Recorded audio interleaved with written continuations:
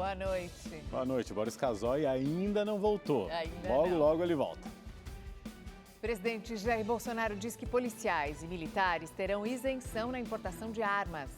A Prefeitura de Belo Horizonte autoriza a reabertura de mais lojas a partir de segunda-feira. E você vai ver também. No Recife, manifestantes fazem ato contra o racismo e por justiça pela morte do menino Miguel.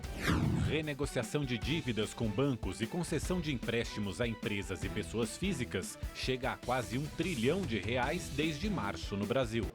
Hoje, o atendimento ao público em concessionárias de veículos e nos escritórios foi retomada na cidade de São Paulo, ao mesmo tempo em que o estado ganhou mais leitos na rede hospitalar. Nos últimos dias foram instaladas quase 1.000 novas UTIs. Portanto, a taxa de ocupação baixou agora para 80% na região metropolitana e 71% no interior do estado. Segundo o governo de São Paulo, desde o início da pandemia foram criados mais de 3.600 leitos de UTI, distribuídos entre a Grande São Paulo e interior. Hoje foi anunciada a entrega de 977 respiradores para municípios da Grande São Paulo, interior e litoral. A maior parte dos aparelhos ficou na capital. Até o fim da próxima semana serão entregues mais 700 equipamentos. Com isso, o governo espera manter os índices de internações graves abaixo de 80%, o que ajudará na reabertura gradual da economia. O estado de São Paulo dobrou o número de leitos com UTI abertos desde o início da pandemia. Hoje, já temos mais de 7.000 leitos de UTI no estado de São Paulo, em ações integradas com as prefeituras, notadamente a Prefeitura da capital de São Paulo. Abrir leitos é fundamental. Os grandes centros do mundo só conseguiram controlar a pandemia no momento que puderam oferecer uma assistência adequada de saúde. E a educação no estado também foi pauta durante a coletiva no Palácio dos Bandeirantes. O retorno das atividades escolares causa preocupação entre especialistas, pais e alunos. De acordo com representantes da pasta, ainda não há uma data definida para que os estudantes possam voltar às escolas.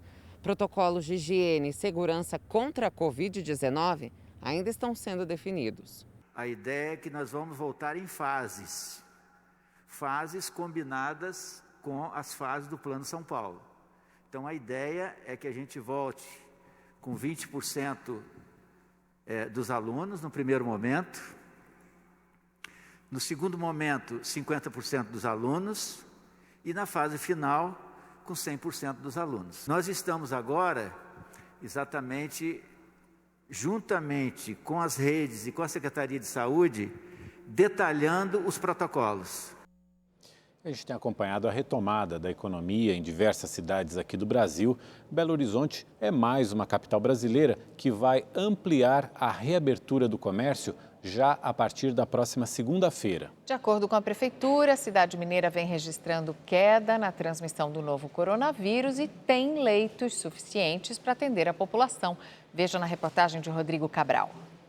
Essa é a segunda etapa da flexibilização. A partir da próxima segunda-feira, as lojas de calçados, artigos esportivos, decoração, distribuidoras de bebidas, floriculturas e instrumentos musicais podem voltar a funcionar. A gente achou que valia a pena correr o risco, né? E botar essas pessoas trabalhando. Nós estamos preocupados com elas, que não estão ganhando, né?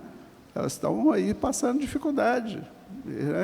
Os empresários estão passando dificuldade, os empregados estão passando dificuldade, e a gente tem essa preocupação, a gente tem a sensibilidade de pensar nessas pessoas e na vida delas. Pelas contas da Prefeitura, 90% dos empregos serão retomados a partir desta nova etapa aqui em Belo Horizonte. A expectativa é que 800 mil pessoas voltem a circular pela cidade. As pessoas estão, todo mundo respeitando os limites, como se diz, os álcool em gel. Estão todo mundo usando máscara, tudo certinho, então está tudo ok. Abrir novos comércios que não são essenciais nesse momento é um risco muito grande. Escolas, academias, shopping centers, bares e restaurantes continuam fechados. Na última semana, Belo Horizonte registrou queda no número médio de transmissão por infectado. Com a abertura de novos leitos de UTI exclusivos para o tratamento da Covid-19, a taxa de ocupação nos hospitais da cidade deve ficar em 40%. A cidade tem o propósito de, como já foi dito aqui, de continuar sempre avançando com cautela. Nós não queremos voltar e, eventualmente, entrarmos no lockdown e numa crise econômica muito, muito superior à que nós já temos agora. No Ceará, milhares de testes rápidos estão sendo distribuídos para todas as cidades do estado. As informações com Emerson Tchalian. Essa é a segunda remessa de testes rápidos que o governo do estado envia aos municípios. São 150 mil unidades que estão sendo entregues às regionais de saúde. Ao todo, já foram quase 500 mil. O governo iniciou a testagem em massa para identificar o número real de infectados. Em Fortaleza, serão quase 10 mil testes, que já começaram a ser feitos em todos os bairros.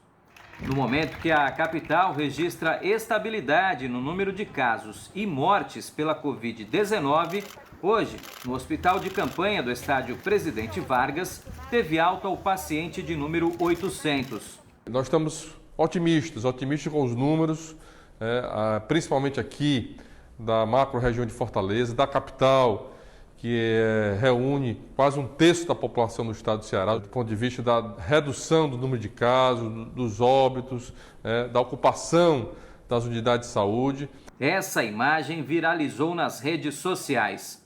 Inspirada em ideias que viu na internet, uma publicitária fez o plástico do abraço para que a filha de 3 anos reencontrasse os avós depois de 70 dias. Oh, meu Deus! E na tela da Rede TV você confere o Rede TV Plus, que te garante muita interação e a chance de ganhar prêmios. Agora ficou ainda melhor assistir à Rede TV. Você pode participar de maneira interativa dos programas e ainda concorre a um festival de prêmios. Tem smartphones e até carros. Para saber mais e participar é fácil. Todas as informações você encontra no site redetvplus.com.br. O secretário de Saúde de Osasco, na Grande São Paulo, sofreu um atentado a tiros nesta quinta-feira. O repórter Murilo Rincon tem os detalhes. O secretário Fernando Machado de Oliveira estava sozinho no carro, que é blindado. E embora o veículo tenha sido atingido por 5 disparos, ele não se feriu. Estas imagens de uma câmera de segurança mostram o carro do secretário passando por uma rua próxima ao local do atentado e logo atrás o veículo dos criminosos. Fernando Machado disse em depoimento que estava voltando para casa por volta das 9h30 da noite, quando foi surpreendido pelos bandidos. Ele disse à polícia que os disparos saíram de um carro branco que passou ao lado do carro dele. Em nota, a Prefeitura de Osasco lamentou o ocorrido e informou que o secretário está bem. Murilo Rincon, de Osasco, para o Rede TV News. O presidente Jair Bolsonaro inaugurou hoje o primeiro hospital de campanha de combate ao novo coronavírus, construído com investimentos do governo federal. O Hospital de Campanha de Águas Lindas de Goiás, cidade goiana a cerca de 50 quilômetros de Brasília, terá 200 leitos de internação, sendo 190 de enfermaria e 10 de UTI. O governo federal investiu R$10 milhões na construção da unidade. Ao lado do governador de Goiás, Ronaldo Caiado, o presidente Jair Bolsonaro participou da inauguração do hospital. Caiado, muito obrigado pelo convite, por essa oportunidade de inaugurar esse hospital, e no fundo do coração torce para que pouca gente venha para cá, que é sinal que ele não precisa de atendimento. Na inauguração, o presidente também voltou a defender o relaxamento do isolamento social e a retomada da economia. Então a gente espera que a roda da economia volte a funcionar o mais rapidamente possível, até porque, senhores amigos da Polícia Militar aqui presentes, nós sabemos que a taxa de desemprego cresce, né? Quando ela cresce, a violência também aumenta. Tem aumentado a questão do isolamento, a violência doméstica. Questões que têm a ver com a saúde e com o bem-estar do cidadão. Jair Bolsonaro também pediu que os apoiadores do governo não promovam atos no final de semana, quando estão previstas manifestações contra o governo. Estamos assistindo agora grupos de marginais terroristas querendo se movimentar para quebrar o Brasil. Esses marginais tiveram uma ação em São Paulo, esses terroristas voltaram logo depois de alguma ação em Curitiba, estão nos ameaçando Agora, o outro lado, que luta por democracia, que quer o governo funcionando, quer um Brasil melhor e preza por sua liberdade, que não compareça às ruas nesses dias, para que nós possamos, a Força de Segurança, não só estaduais, bem como a nossa federal, faça o seu devido trabalho. Porventura, esses marginais extrapolem os limites da lei. O presidente também anunciou que policiais e militares poderão comprar armas sem imposto de importação. Dizer aos senhores que brevemente, já está bastante avançado, uma boa notícia, nós vamos poder importar armas para uso individual sem imposto de importação. Então, uma boa medida que vai ajudar todo o pessoal do artigo 142 e 144 da nossa Constituição. À tarde, Jair Bolsonaro participou de um evento com pastores no Palácio do Planalto. Durante o encontro, os religiosos fizeram uma oração para Bolsonaro. Depois, o presidente foi até a rampa do Planalto, onde cumprimentou apoiadores. E também hoje, a defesa do presidente Jair Bolsonaro pediu ao Tribunal Superior Eleitoral que rejeite o pedido para incluir o conteúdo do inquérito das fake news nos processos que buscam a cassação da chapa Bolsonaro-Mourão no TSE. Segundo a advogada de Bolsonaro, os pedidos não têm relação com o objeto original da investigação na Justiça Eleitoral. Vamos agora ao comentário de Boris Casoy. Boa noite. Sem acordo, grupos a favor e contra o presidente Bolsonaro marcaram para o próximo domingo manifestações em São Paulo, na Avenida Paulista. Como as manifestações estão marcadas para horários próximos, é fácil imaginar que ocorram choques entre os manifestantes. Nada contra demonstrações pacíficas, embora estas se realizem em plena pandemia, o que exige distância entre as pessoas. Elas fazem parte da democracia e devem ter garantida a sua liberdade de expressão, quaisquer que sejam as suas posições políticas, sem nenhum tipo de censura. Cabe às autoridades policiais zelar pela ordem e preservação física dos participantes. Há técnicas para isso que devem ser exercidas com o cuidado de não pender para um ou outro lado. No entanto, já vimos esse filme. Esses eventos estão sempre sujeitos à presença de delinquentes cuja finalidade nada tem a ver com a democracia. Dedicam-se, sim, a agressão e a destruição do patrimônio público e privado. Esses bandidos merecem o tratamento que a lei indica, inclusive com detenção e, se preciso, o uso da força. Democracia, sim. Baderna, não. As pequenas empresas foram muito afetadas pela crise do coronavírus. Quase todos os negócios tiveram faturamento prejudicado e quem sobreviveu está se reinventando. O Brasil tem quase 900 mil empresas de pequeno porte. 89% delas tiveram queda no faturamento. Nos últimos 30 dias, 12% demitiram funcionários. 3% não resistiram e fecharam as portas. Na Autopeças do André, pouca coisa mudou. O empresário já vendia pela internet e não teve queda no faturamento. Mas, para não perder clientes com a crise, ele facilitou o pagamento dos produtos e, no final, todo mundo saiu ganhando. O nosso cliente, a tratativa dele já é diferente, né? A oficina, a reparadora automotiva, ela já tem um contato tete a tete com o consumidor final, com o particular. Nós precisávamos, de alguma maneira, motivar os nossos clientes. Criamos algumas condições de pagamento diferenciadas também, para que ele não perca o orçamento lá. A venda pela internet foi uma saída mesmo para quem não estava habituado. 28% dos entrevistados pelo Sebrae optaram pela modalidade. O levantamento mostra ainda que 46% das micro e pequenas empresas interromperam o funcionamento temporariamente. 43% mudaram a forma de trabalho. A pandemia pegou todo mundo de surpresa. 2020 era um ano com muitas expectativas, principalmente para os pequenos negócios. Isso porque 2019 foi muito próspero. O setor gerou 731 mil empregos, 22% a mais que no ano anterior. Enquanto as médias e grandes empresas estavam na contramão contramão e encerrar um ano com saldo negativo. Foram 88 mil vagas fechadas. No ano passado, os pequenos empreendedores foram responsáveis por 57% dos empregos com carteira assinada. E eles são a aposta para a criação de novos postos de trabalho quando a pandemia passar. O futuro do Brasil é um futuro diferente, vai mudar o emprego. Nós vamos ter muitos microempreendedores individuais e muitas pequenas empresas. O trabalho em casa, o home office veio para ficar e todo esse pessoal vai virar empreendedor, ao invés de ficar só como caçador de emprego. É importante ter emprego, mas é importante se preparar agora para empreender. Aquele que estava com uma vontadezinha de ter um negócio próprio, essa é a hora de planejar, de pensar para entrar com isso agora na retomada. A produção no setor automotivo brasileiro caiu mais de 84% no mês passado em relação a 2019. De acordo com o presidente da Anfave, esse é o pior balanço para o mês de maio desde 92. E no acumulado do ano, a queda na produção foi de quase 50%.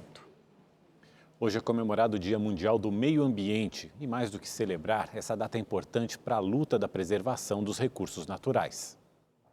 São Paulo cresceu além dos limites e tanto concreto tomou conta de um espaço que antes era da Mata Atlântica. Mas aos poucos, a cidade cinza recupera suas cores. O que a gente percebe é que a cidade ela foi muito mal planejada em relação ao verde. Existe uma demanda gigantesca, né, em arborizar a cidade, em trazer o verde para perto e os benefícios que o verde traz junto com ele. E isso começou a mudar há 4 anos. Pelas mãos de voluntários, pequenos bosques de Mata Atlântica têm crescido e se espalhado pela capital. Igual a esse, que fica na Zona Sul, já são 16, com uma variedade enorme de espécies. Existem diversos estudos que mostram os benefícios dos indivíduos arbóreos, né? Então, em sombra, em umidificar o ar e etc. Né? Aqui a gente está falando de um grupo, então os benefícios se somam.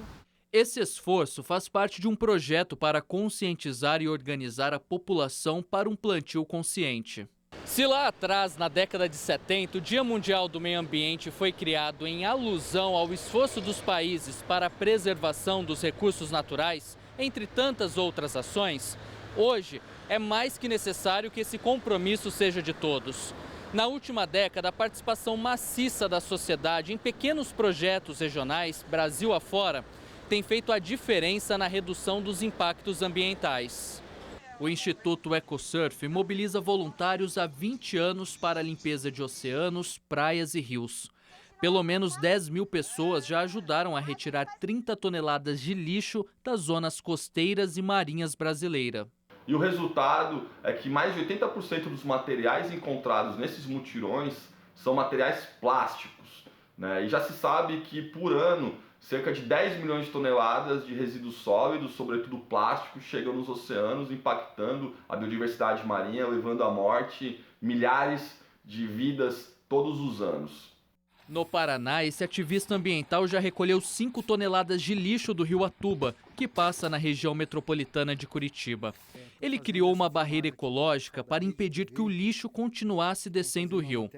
Todo esse material é vendido às recicladoras e o dinheiro é usado nas ações ambientais na região.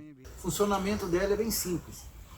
Uma margem do rio é presa por uma corda e essa margem daqui é presa por uma barra de ferro com rolamento, que permite a barreira se movimentar para cima e para baixo de acordo com a vazão do rio. São ações simples que começaram pequenas e hoje mostram a grandiosidade de ajudar a preservar o que é nosso. E os resultados a gente consegue perceber com praias mais limpas e ambientes mais protegidos e preservados. Vamos agora à última atualização dos dados sobre a Covid-19 no Brasil, que foram divulgados ontem. Segundo o Ministério da Saúde, São Paulo continua sendo o estado com mais casos registrados da doença, seguido por Rio de Janeiro, Ceará, Pará e Amazonas. A pasta também informou que mais de 254 mil pessoas estão recuperadas. Cerca de 325 mil permanecem em acompanhamento médico. O país tem mais de 34 mil mortes provocadas pelo novo coronavírus. O governo federal nomeou Arnaldo de Madeiros como secretário de Vigilância em Saúde do Ministério da Saúde. O novo secretário é professor universitário com experiência em gestão hospitalar e vai ocupar o lugar de Wanderson de Oliveira, que pediu demissão no último dia 15. E com as melhoras nos mercados externos, o dólar fechou o dia em queda e abaixo do patamar de R$ 5,00. A moeda norte-americana caiu 2,66% e fechou a R$ 4,99. É a menor cotação de fechamento desde o dia 13 de março e a maior queda semanal desde outubro de 2008. E pela terceira semana seguida de ganhos, o principal índice da Bolsa de Valores brasileira fechou em alta. O Ibovespa subiu 0,86% a mais de 94 mil pontos. A crise econômica decorrente da pandemia fez com que brasileiros recorressem aos bancos para pedir empréstimos ou renegociar suas dívidas. E de acordo com a Federação Brasileira dos Bancos, os valores já chegam a quase R$ 1 trilhão desde março. Você viu que a gente teve uma falha aí no VT, a gente estava falando dos brasileiros que recorreram aos bancos para renegociar suas dívidas e também alongar prazo de pagamentos e que esses valores chegaram a quase R$ 1 trilhão desde março. Vamos ver a reportagem. Fábio perdeu receita e contraiu dívidas em 2 cartões de crédito. Depois de procurar orientação com um profissional da área de finanças, recorreu ao banco para tentar reduzir a taxa de juros. O banco analisou o histórico e concedeu juro menor para ele negociar os cartões. Paguei a primeira parcela, já estou com meu nome completamente limpo no mercado. Minha recuperação de crédito já voltou, já consegui obter crédito de novo. E a segunda parcela eu vou pagar daqui 40 dias. Por conta da pandemia. Então deu um fôlego para que eu pudesse me recuperar, deu um fôlego para que a minha empresa sobrevivesse. O caso do Fábio é o mesmo de milhares de brasileiros. Desde o começo da crise, já foram renegociados 9,7 milhões de contratos com operações em dia, com parcelas suspensas que somam 61,5 bilhões de reais e prorrogados por um prazo de pagamento que varia de 60 a 180 dias. Segundo a Federação Brasileira de Bancos, as instituições financeiras do país liberaram quase 915 bilhões de reais entre contratações, renovações e suspensão de parcelas de empréstimos durante a pandemia. O balanço foi feito no período entre 1º de março e 22 de maio. A maioria dos beneficiados com a prorrogação de parcelas é formada por pessoas físicas e pequenas empresas. Juntas, somam 33 bilhões de reais. Mas muitos ainda encontram dificuldades na hora de renegociar. Então tem um número aí muito grande também, principalmente de microempreendedores, comerciantes, que alegam que mesmo com as medidas estão tendo dificuldade em conseguir assistência, que não estão conseguindo acesso a essas linhas de crédito especiais e quando conseguem, muitos alegam inclusive um aumento na taxa de juros. Então isso reflete o medo que os bancos ainda sentem deste momento de incerteza e principalmente o medo da inadimplência. Ainda segundo a Febraban, a taxa de juros para as operações de crédito passou de 23,1% para 21,5% ao ano.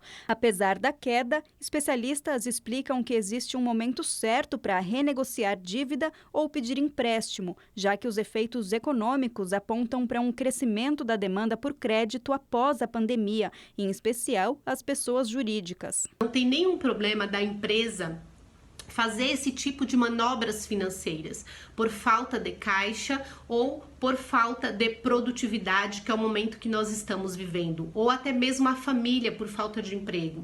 Então, renegocia a sua dívida, quita aquelas dívidas que têm juros maiores e fica com a dívida que tem um juro menor. Então, o legal é você unificar os seus contratos e conceder um empréstimo único. Vamos saber agora como fica o tempo neste fim de semana. Olá, boa noite para todo mundo. A chuva continua neste sábado nos 3 estados do sul do Brasil e até mesmo em áreas aqui do sul do Mato Grosso do Sul. O tempo fica bastante carregado e tem alerta para muita ventania em toda a costa leste aqui da região. Em Porto Alegre, o sábado ainda vai ser de muita chuva, mas no domingo o sol volta a aparecer. Ainda assim a temperatura não sobe muito não, viu? Máxima de 21 graus, mínima de apenas 13 graus. E no sudeste o tempo fica mais fechado, cinzento, com chuvinha fraca aí ao longo do dia, desde o norte do Rio de Janeiro, Espírito Santo, pegando aqui o leste de Minas Gerais. Nas outras áreas, o sol até aparece, mas também pode ter chuva. Como lá em São Paulo, onde o dia vai ser mais ou menos como hoje, o sol até aparece mais, mas entre muitas nuvens, tem possibilidade de chuva no decorrer do dia, máxima de 24 graus. No Rio de Janeiro faz bastante sol, as pancadas ocorrem só no finalzinho da tarde, comecinho da noite. Em Belo Horizonte, a máxima também é de 26 graus, mas por lá a chuva deve ser isolada em alguns pontos aí da capital mineira. O tempo fica mais fechado, chuvinha fraca também, muitas instabilidades sobre a costa leste aqui do Nordeste. Mais uma vez, portanto, o sábado aí vai ser de bastante chuva lá em Salvador. Sábado de sol o dia todo, tempo firme, seco, ensolarado, desde o Ceará, pegando grande parte aqui do Nordeste até o interior do país. Em Fortaleza, sol e calor de 30 graus. Agora aqui em Cuiabá faz 31 graus e em Palmas a temperatura chega aos 34 graus nesse sábado. E hoje é comemorado o Dia Mundial do Meio Ambiente. A data tem o objetivo de provocar uma reflexão sobre como a gente pode aí melhorar a qualidade do nosso ar. Durante a pandemia, com isolamento, teve uma diminuição de carros, fábricas paradas. Com isso, houve uma diminuição de 17% da emissão de poluentes pelo mundo. Uma prova de que as nossas escolhas têm impacto direto aí no clima e no meio ambiente e a natureza precisa do nosso carinho, né? Uma ótima noite para você, aproveite seu final de semana. Tchau, tchau. A Universidade Federal do Espírito Santo desenvolveu um equipamento que auxilia na desinfecção de respiradores por meio da radiação ultravioleta. É o que você vai ver na reportagem de Lise Félix. O equipamento é feito de MDF, até parece um caixote, mas foi criado para matar micro-organismos, inclusive o do novo coronavírus. O sistema foi construído com lâmpadas que geram radiação ultravioleta. Essa radiação tem o potencial de danificar o DNA do vírus. Dentro dessa câmara existem lâmpadas que produzem a radiação ultravioleta, que na verdade é luz, mas num espectro que consegue matar os micro-organismos, tanto as bactérias quanto os vírus. Esse foi o primeiro protótipo criado por pesquisadores aqui da Universidade Federal do Espírito Santo. Ele já foi testado e agora já está ajudando na desinfecção de aparelhos hospitalares aqui do estado. Os equipamentos que chegam dos hospitais para a manutenção passam pela higienização tradicional e depois são colocados na câmara e expostos à radiação pelo tempo de 5 minutos. A higienização com álcool e a manipulação, ela poderia contaminar as pessoas. O grupo agora trabalha em novas versões de protótipos para esterilização de EPIs e outros objetos. Também está sendo desenvolvido um protótipo para higienizar ambientes. Os vírus eles ficam em suspensão no ar. Não tem uma forma de higienizar o ar. O ultravioleta, ele atende a essa necessidade também. Nós estamos trabalhando agora na revisão dos projetos de protótipos para já começar a produção em escala. Como a Universidade Federal do Espírito Santo também faz manutenção em respiradores com defeito, o protótipo já auxilia na desinfecção para garantir a saúde dos profissionais que fazem esse trabalho. 130 respiradores com defeito foram recebidos e 40 já foram devolvidos para os hospitais. Moradores do Recife foram às ruas para pedir justiça pela morte do menino Miguel. O garotinho de 5 anos caiu do 9º andar de um prédio depois de ter sido abandonado dentro do elevador pela patroa da mãe dele. A mulher que vai responder pelo crime em liberdade é a esposa do prefeito de Tamandaré, uma cidade a 114 quilômetros da capital. Os manifestantes usaram roupas pretas e se concentraram em frente ao Tribunal de Justiça de Pernambuco. Cartazes e faixas denunciavam o racismo e exibiam frases como "Vidas negras importam" e "Justiça por Miguel". Familiares participaram do ato. Miguel era um menino muito bom, não era para ter ido desse mundo para outro, não. Ele não foi de gosto e vontade, né? Foi que mataram meu filho, né? Mataram meu filho. Eu só quero justiça. Para a pessoa que matou meu filho, pague, né? Era uma criança inocente. Os manifestantes seguiram em passeata rumo ao condomínio de luxo, onde o menino Miguel, de 5 anos, morreu ao cair de uma altura de 35 metros. No caminho, utilizaram máscaras e tomaram distância. Caminharam em silêncio, em respeito à família. Nós sabemos que o racismo ele é presente e o racismo mata. Em frente ao edifício, ativistas deixaram uma coroa de flores. A mãe de Miguel, Mirtes Renata, não participou do ato. A irmã dela esteve presente. A justiça por Miguel vai parar, o mundo também. Não pode ficar, gente, não pode ficar impune. Miguel morreu enquanto a mãe, Mirtes Renata, empregada doméstica, passeava com o cachorro dos patrões. Sérgio Hacker, prefeito de Tamandaré, município do litoral sul pernambucano, e a esposa, Sari Corte Real. Imagens do circuito interno do edifício mostram quando a criança é deixada sozinha no elevador, enquanto a patroa aperta o botão de um andar superior. Minutos depois, acontece a queda do menino. A morte de Miguel expôs irregularidades na prefeitura de Tamandaré, onde a empregada do casal consta como funcionária pública. A suspeita de corrupção vai ser investigada pelo Ministério Público de Pernambuco e pelo Tribunal de Contas. Em nota, a prefeitura de Tamandaré comunicou que o prefeito Sérgio Hacker Corte Real se encontra profundamente abalado pelo fato e que, no momento próprio e de forma oficial, prestará as informações aos órgãos competentes. O transporte intermunicipal do Rio de Janeiro será retomado gradativamente a partir de amanhã. Devido à pandemia, o transporte de passageiros em pé está proibido. O acesso aos trens, metrô e barcas está liberado a todos os passageiros, respeitando a disponibilidade de lugares em cada modal. Em todos eles, o uso de máscaras é obrigatório e as concessionárias devem oferecer álcool em gel. A Procuradoria-Geral da República denunciou hoje o deputado federal Arthur Lira, do PP de Alagoas, ao Supremo Tribunal Federal. O deputado é um dos principais líderes do bloco parlamentar conhecido como o Centrão. Arthur Lira é acusado pela Operação Lava Jato de ter recebido propina no valor de R$ 1.600.000 da empresa Queiroz Galvão. Segundo as investigações, esses valores teriam sido pagos para um assessor do deputado em dinheiro vivo. Arthur Lira nega as acusações. E agora vamos ao quadro É Política com a Amanda Klein. Boa noite, Amanda. Boa noite, Mauro, Mariana. A semana em Brasília foi dedicada a construir pontes. Depois da tensão entre os poderes executivo e judiciário, que chegou ao ápice com a operação autorizada pelo STF contra aliados do presidente Bolsonaro no inquérito das fake news, o Planalto enviou emissários para atuar como bombeiros. E, segundo ministros do STF, deu certo. A relação entre os dois poderes está mais amena. Na segunda-feira, o ministro da Defesa, Fernando Azevedo e Silva, esteve com o ministro do Supremo, Alexandre de Moraes, aqui em São Paulo. Depois, foi a vez do próprio Bolsonaro participar da posse virtual de Moraes no Tribunal Superior Eleitoral. O presidente da Corte, Dias Toffoli, conversa constantemente com o governo há tempos. E o ministro da Secretaria de Governo, Luiz Eduardo Ramos, reuniu-se com Rosa Weber. Na quarta-feira, o Supremo julga se arquiva ou não o inquérito das fake news. E a tendência, segundo fontes do STF, é manter a investigação. A Corte está fechada, está unida na defesa institucional. No Congresso, a relação também está mais apaziguada. O governo tem obtido sucesso na formação de sua base aliada com partidos do Centrão. Resta agora saber qual será ou como será a reação das ruas no domingo. Torcidas organizadas de futebol e movimentos contra o racismo convocaram protestos em diversas cidades do país.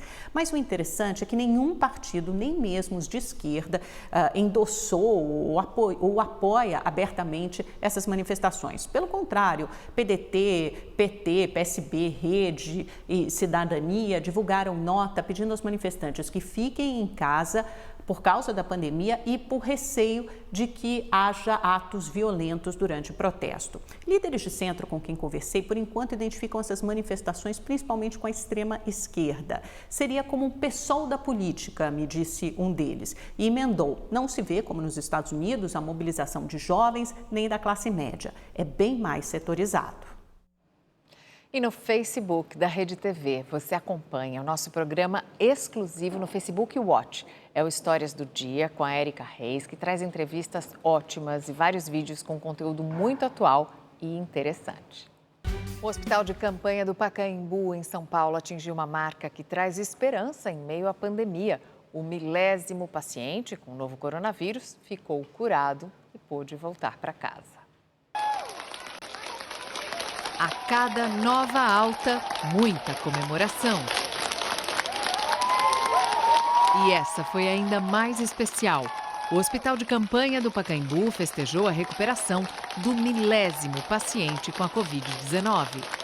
O homem de 47 anos chegou ao hospital no dia 30 de maio, depois de ter ficado 5 dias internado na UTI. Ontem, ele recebeu alta, com festa e direito à medalha. Nesta semana, o Hospital de Campanha do Ibirapuera, na zona sul da capital paulista, também comemorou 400 altas em apenas um mês de funcionamento da unidade. Tem que comemorar mesmo, né?